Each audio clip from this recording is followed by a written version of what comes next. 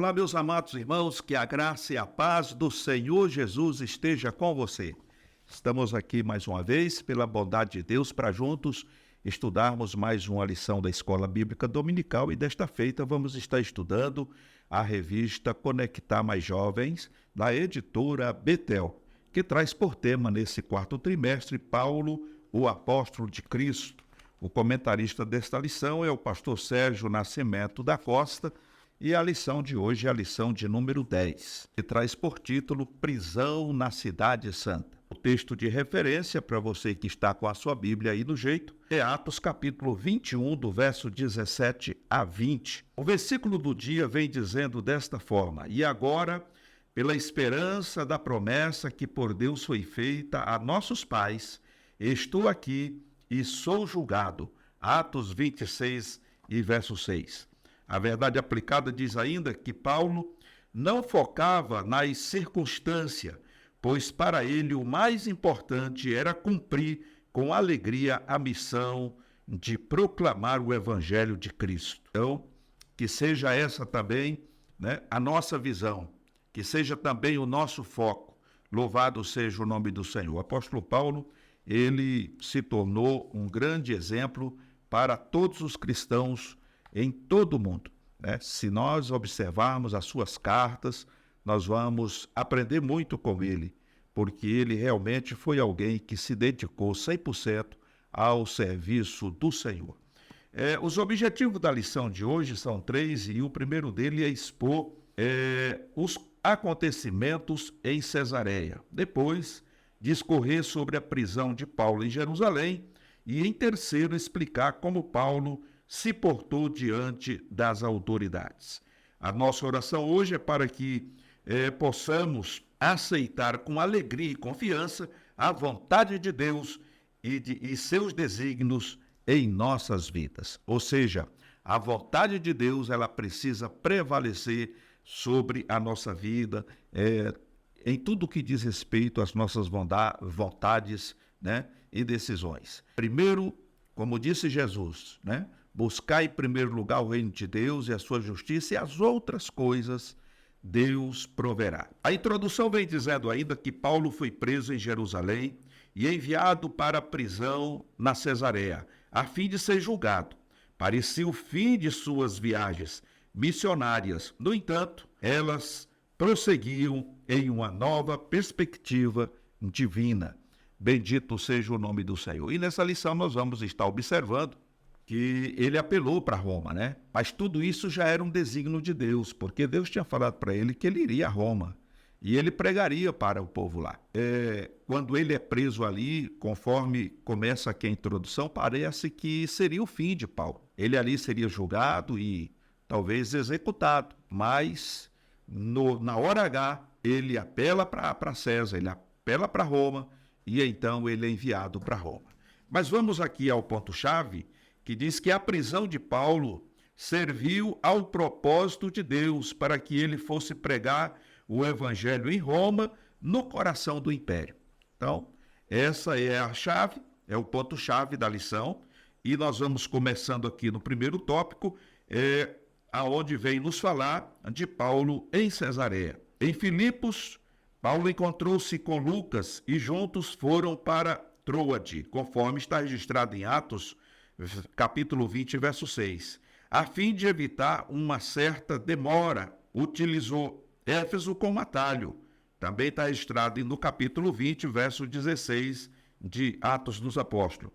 De modo que os anciãos encontraram-se com ele em Mileto, onde se despediu. Atos capítulo 20, verso 17. Por fim, o grupo desembarcou em Tiro, onde ficou uma semana e seguiu para Cesareia. Então, aqui, nesse primeiro tópico aqui, nós vamos encontrar aqui no versículo 6, no versículo 16, no versículo 17, toda a trajetória de Paulo, tudo aquilo que aconteceu durante essa trajetória, E, por fim, ele chega a Cesareia. Quando o apóstolo chegou em Cesareia, lá ficaram com Filipe, um dos 7 diáconos. Foi ali que o profeta Agabo profetizou sobre o aprisionamento de Paulo em Jerusalém, conforme registra Atos 21:11. Paulo sabia muito bem do destino que o esperava em Jerusalém, mas mesmo diante da iminente prisão, o apóstolo permaneceu fiel com seus ideais. Veja, irmãos, que a fidelidade ao Senhor exige de nós abnegação, compromisso e firmeza. Paulo não se abateu diante do anúncio da dificuldade,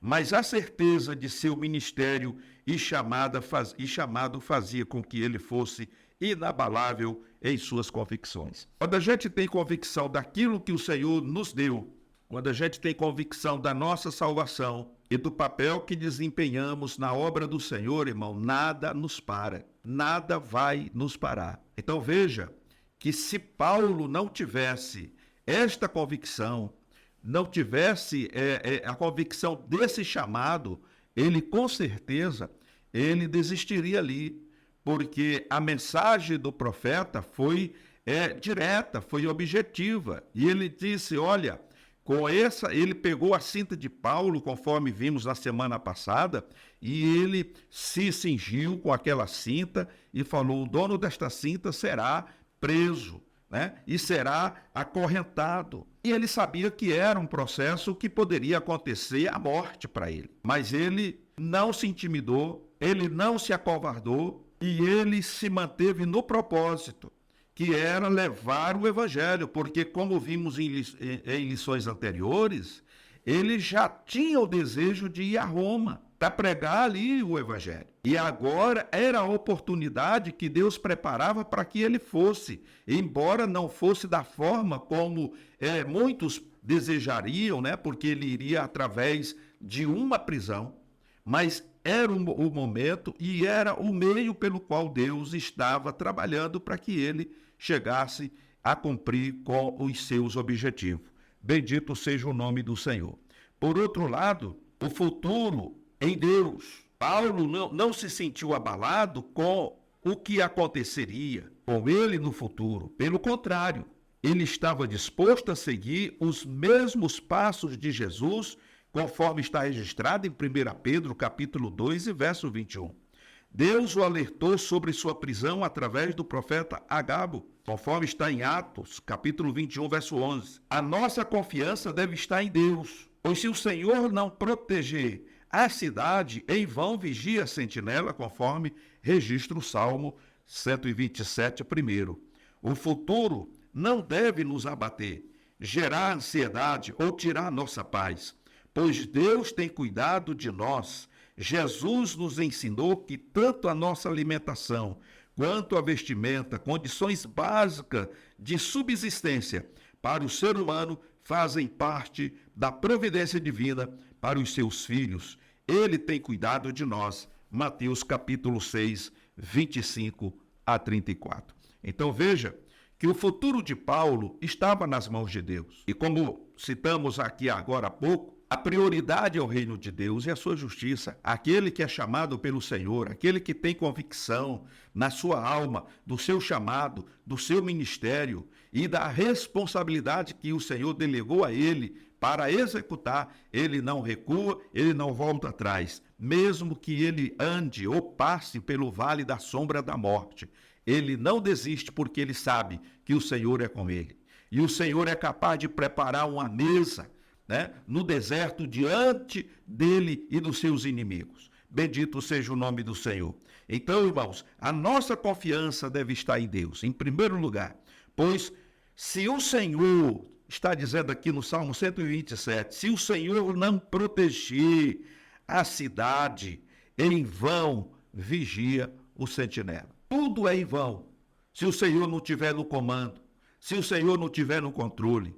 É por isso, irmão, que se você não tem chamada, se eu não tivesse uma chamada de Deus para pregar o evangelho, eu poderia fazer o melhor curso de teologia, poderia me esmerar no conhecimento, mas sem o controle de Deus, sem a unção do Espírito Santo, na hora do primeiro embate, com certeza a gente correria, a gente fugiria. Portanto, irmãos, é primordial que a nossa confiança esteja em Deus e que nós estejamos debaixo da sua potente e poderosa mão. Então veja que Jesus nos ensinou que tantas a nossa limitação, quanto a nossa alimentação, melhor dizendo, quanto a vestimenta que nós precisamos diariamente, são condições básicas de subsistência, fazem parte da providência divina para nós, os seus filhos. Então, Ele, o Senhor, tem cuidado de nós. Está registrado aí em Mateus, capítulo 25, até o versículo 34. Por outro lado, ainda, nós vemos aqui que Paulo chega em Jerusalém. E na chegada a Jerusalém, Paulo e sua comitiva foram acolhidos afetuosamente pelos irmãos e recebidos por Tiago e pelos presbíteros da igreja, conforme está registrado em Atos capítulo 21 e 18. E aí, Paulo vai ao templo, porque esse é o dever de todo cristão. Se você chega numa outra cidade que você não conhece, né, você deve procurar um templo, procurar uma igreja para você congregar com os irmãos ali, para você poder, se tiver oportunidade, testemunhar da grandeza de Deus, daquilo que o Senhor tem feito em sua vida. E lá no templo, diz o texto aqui, que alguns acusaram Paulo de que ele estava ensinando aos judeus a abandonarem a observância da lei e seus costumes, conforme está registrado no versículo 21 do capítulo 21 de Atos. Num gesto conciliatório, ele aceita custear as despesas de 4 homens ao voto de nazireato, conforme está registrado no capítulo 21, versículos 23 a 24, e de participar publicamente da cerimônia, de modo a refutar tais rumores, assim como está especificado na lei do Antigo Testamento, lá em Números, capítulo 6, do verso 1 a 21. Paulo agiu de boa vontade, de modo a se submeter ao costume judaico, indo ao templo. Às vezes é necessário abrir mão de certos posicionamentos para a união do grupo e para não prejudicar a obra de Deus. Agora, irmãos, esse ponto aqui, o povo começou a dizer, povo de fora não, os irmãos mesmo, né? Os que faziam parte daquela comum, que ouviram falar, ou que tiveram conhecimento de alguma forma, ou indo lá onde Paulo estava, ou, né, por intermédio de mensageiro, o fato é que essas pessoas, conforme diz aqui, né, que alguns acusaram Paulo de que ele estava ensinando aos judeus a abandonarem a observância da lei. Veja, aonde Paulo estava e por onde Paulo passou, existiam judeus e gentios. Judeus aceitavam a Jesus como Salvador, gentios aceitavam a Jesus como Salvador. E Paulo estava pregando um evangelho genuíno, sem aquelas ordenanças que existiam na lei de Moisés, aqueles preceitos. E, inclusive, Paulo teve dificuldade, quando a gente lê ali as cartas de Paulo a Coríntios, nós vamos ver alguns problemas que Paulo enfrenta, porque aqueles irmãos judeus que tinham se convertido ao cristianismo, eles queriam obrigar aqueles irmãos que eram gentios a fazer as mesmas coisas que eles, judeus, praticavam, entre aspas, porque eram tantos preceitos que eles não davam conta. Nem os sacerdotes davam conta de cumprir.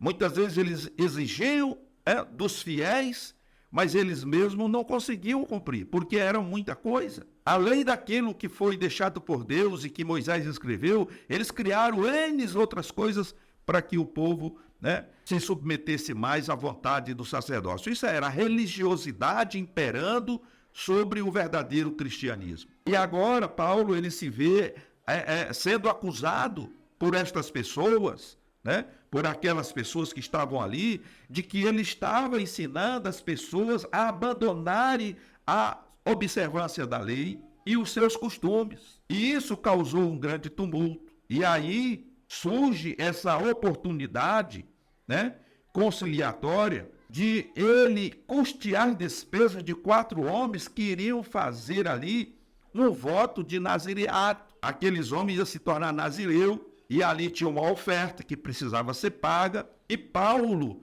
diante de um conselho, ele concorda e ele custeia aquele processo para ver se acalmava os ânimos e para ver se o povo, né, não, de fato ele pode ter falado, mas veja, ele está cumprindo com o que manda, né, os preceitos da lei. Mas o resultado é que isso não adiantou. Porque quando ele está fazendo aquilo, e como ele tinha vindo com gregos, então essa turba começa a dizer, ele está causando algo pior, porque ele entrou com o grego lá para fazer isso, e não era.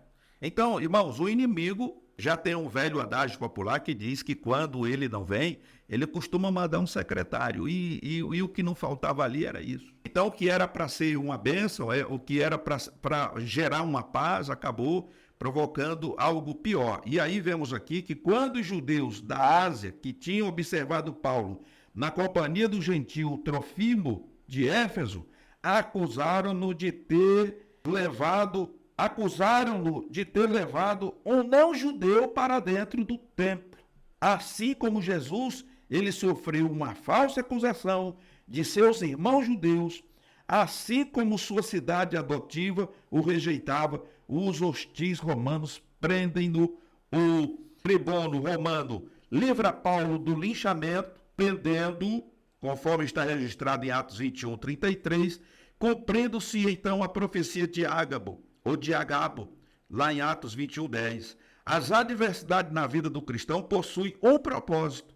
Nem sempre entendemos, mas o fato é que saímos mais forte delas. Então veja que o pessoal se levantou contra Paulo, dizendo que ele tinha entrado com esse cidadão chamado Trofimo, que era um gentil, dentro do templo. Porque o templo, pelo que nós vemos aqui, era só judeus que podiam entrar. Então, gentil, grego, esse povo, eles eram de outra classe e eles não podiam entrar. E fizeram um tumulto tão grande que arrastaram Paulo para fora. E eles iam linchar Paulo, iam apedrejar Paulo. Mas aí os soldados romanos e o tribuno impediu esse apedrejamento, como a gente diz, esse linchamento, e levou Paulo à prisão. Ele foi preso. Então, conforme vimos aqui, que muitas vezes, e geralmente, as adversidades na vida do verdadeiro cristão possuem um propósito, e nem sempre entendemos, mas o fato é que saímos mais forte delas. Ele chegou lá machucado. O pessoal não alisou ele, não. Não foi carinho que fizeram nele. Ele apanhou bastante. E se não houvesse a intervenção do tribuno e da sua escolta ali, ele teria sido assassinado. A mesma acusação que fizeram contra Jesus, fizeram contra Paulo ali. E os irmãos sabem que a mentira, ela é como um fermento. Você que sabe fazer pão, bolo, você sabe que você põe uma pitadinha de fermento numa massa, e daí a algum tempo a massa está enorme de grande, ela enche de gás. Imagine alguém, grita aos quatro ventos, olha, ele entrou, pronto, aquilo ali já ativou a turba e o povo foi para cima. Ninguém vai procurar saber, não, espera aí, vamos ver isso aqui direito. Não, espera aí, pessoal, espera aí. Com quem que ele entrou aqui? Cadê o homem? Ninguém vai fazer isso. Simplesmente o pessoal partiu para a ignorância, para a violência. Mas Deus já tinha escrito no seu script e era necessário que Paulo passasse por isso. Então veja que já no terceiro ponto, Paulo, ele solicitou agora ao oficial romano que o deixasse falar à multidão, conforme está registrado aí em Atos capítulo 21, 37 a 40. E discursando em aramaico, idioma da época, Paulo relatou sobre sua pré-conversão e de sua visão do Filho de Deus. Ao discurso causou grande furor à multidão, de modo que o comandante ordenou que Paulo fosse açoitado, mas ao saber que ele era cidadão romano, a ordem foi cancelada, conforme Atos capítulo 22, 25 a 29. Então, até nisso, Deus preservou Paulo, porque quando ele começa a falar e explicar o que tinha acontecido e por que ele tinha deixado o farisaísmo para se tornar um cristão, a multidão ficou furiosa. E aí o comandante manda açoitar Paulo na frente de todo mundo. Ele falou, mas como é que você pode açoitar um romano?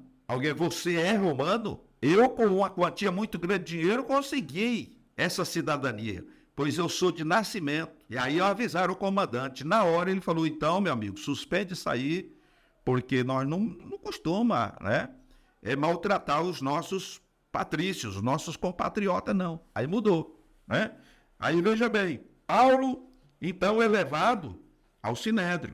e falou diante das autoridades judaicas, lá em Atos 23, de 1 a 10. O Senhor apareceu a ele naquela noite e revelou seu propósito de enviá-lo a Roma, Atos 23, 11. Devido a uma conspiração com o intuito de matá-lo, um destacamento com 470 homens levam-no de Jerusalém a Cesareia, Atos 23, de 23 a 24.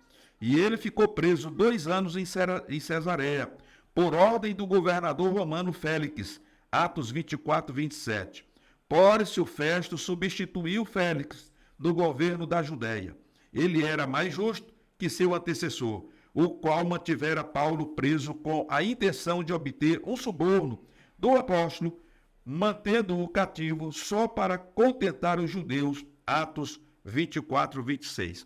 Então vemos aí que o inimigo ele não deixa de trabalhar e ele sempre procura, né, uma brecha para poder desconfigurar ou desfazer aquilo que Deus já está fazendo.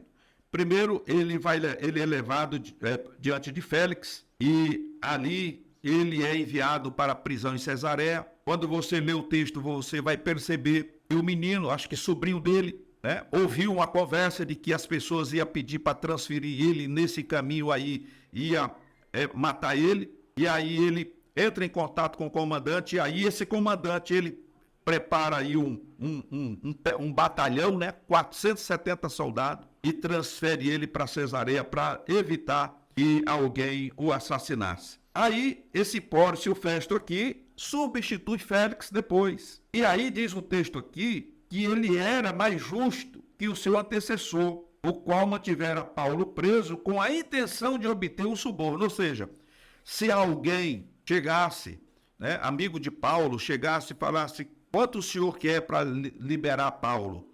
Eu preciso de tantos R$1.000. Vamos falar nosso dinheiro hoje. Eu quero R$50.000. E Paulo tivesse, ou alguém da família ou dos seus amigos tivesse esse dinheiro, ou fizesse ali, né, levantasse ali uma oferta e arrumasse esse dinheiro, Festo ia liberar ele, porque ele estava esperando ser subornado para poder soltar Paulo. E o que acontecesse com ele depois era problema dele, né? Então, diz aqui o texto que por conta disso, por conta de Paulo não dar a ele o suborno, né, ele obter esse suborno, ele manteve cativo Paulo só para contentar os judeus. Aí falei: Paulo está preso, ele agora não consegue fazer mais nada, né? Está preso, nos livramos dele. O bom era matar, mas já que a gente não mata, não pode, então deixa ele preso lá, né? A perder de vista. Conforme o texto aqui, se ele tivesse tido esse dinheiro e se ele não acreditasse, não tivesse esta convicção daquilo que Deus, né, o comissionou para fazer, ele com certeza, como os irmãos sabem, nos dias atuais, né, muitos têm feito isso, né, com certeza teria, né, ajudado aqui, corrompido um aqui, outro ali, e com certeza sairia da prisão. Mas, irmãos, Paulo, ele vai falar com o rei Agripa, e o texto bíblico afirma que, passado um tempo, Agripa e Berenice foram a Cesareia visitar Festo, conforme está registrado em Atos 25, 13. O governador Festo contou a história de seu prisioneiro político mais famoso, o apóstolo Paulo, de modo que Agripa pediu para se encontrar com ele, convidando o apóstolo a contar a sua história. Paulo aborda ali sobre a sua vida de homem religioso, conforme está no texto aí, em Atos 26, do verso 2 a 11, e de homem redimido, conforme está em Atos 26, de 12 a 23. Após a apresentação de Paulo, tanto Agripa quanto Festo concordam que o prisioneiro poderia ser liberto, somente se não tivesse apelado para ser julgado pelo imperador romano, César. Paulo não teve vergonha, nem colocou seus interesses à frente da mensagem do evangelho, mas aproveitou a oportunidade pregar para as autoridades do local. Quando você olha lá para o início, lá na estrada que dá para Damasco, ou que desce para Damasco, o que foi que Jesus falou para Ananias? E falou para o próprio Saulo de Tarso na época, conhecido como Saulo de Tarso. O Senhor fala para ele: dura para ti recalcitrar contra os aguilhões. Então, ele se converte ali. Ali ele se converteu 100%. Quando o Senhor fala com Ananias, Ananias lembra o Senhor, mas Senhor, este homem, ele recebeu carta das autoridades e ele tem poder para entrar na casa dos cristãos e arrastar homem, mulher, velhos e se bobear até criança. Aqui eu estou parafraseando. Esse homem é muito mau. E o Senhor diz a Ananias, Ananias, não se preocupe, porque este é para mim um vaso e ele levará a minha palavra aos grandes, aos reis. Então ali se cumpre pela primeira vez, né? Paulo diante do rei Agripa, diante de Festo, governador, né? E ele não vai falar, ele não vai contar a sua história, né, de judiação, o que o povo judeu fez com ele, que os soldados fizeram com ele, não. Mas ele vai falar do amor de Jesus, ele vai pregar o evangelho, ele vai contar. Primeiro ele conta quem ele foi. Eu fui fariseu, eu fui zeloso da lei, né?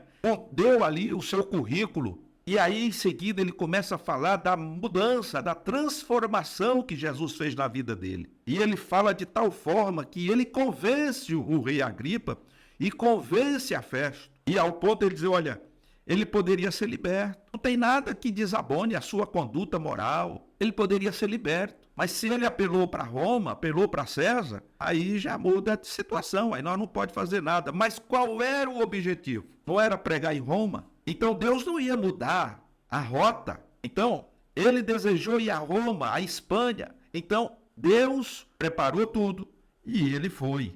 Bendito seja o nome do Senhor Jesus.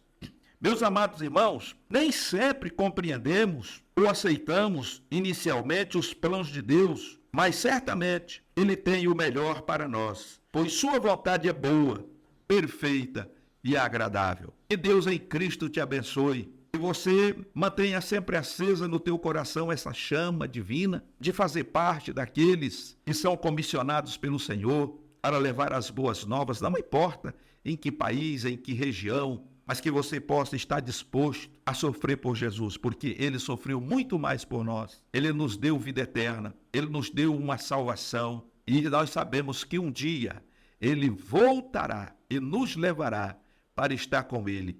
E naquele dia, irmãos, nós seremos galardoados, receberemos o galardão por tudo quanto fizermos para o Senhor aqui neste plano. Bendito seja o nome do Senhor. Fiquem todos na paz do Senhor Jesus e até uma outra oportunidade, se Ele assim nos der.